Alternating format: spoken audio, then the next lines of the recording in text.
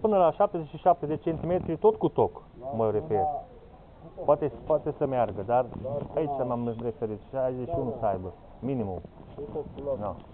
Asta. Așa, dacă aveți golul, puteți să luați 60-70, golul cu tocul și costă de 70, mai vine spuma și 72. Și atunci vă încapă. La dizenul v-ați făcut.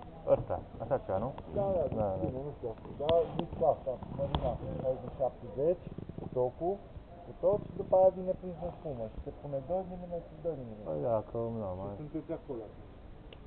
Acum, care-i prețul final la...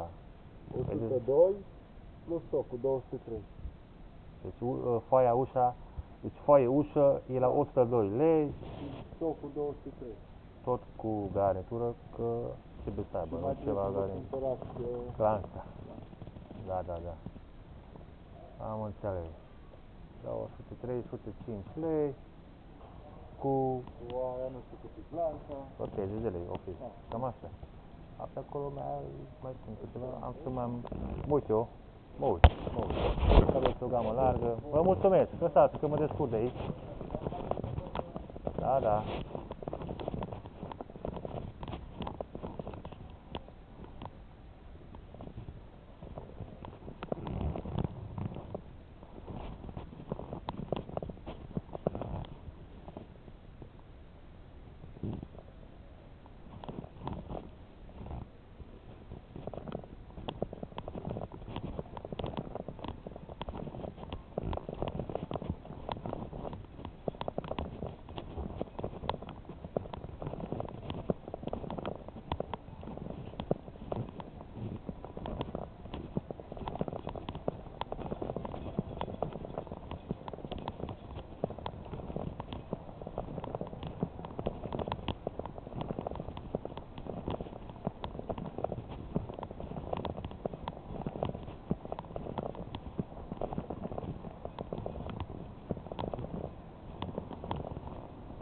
Ai.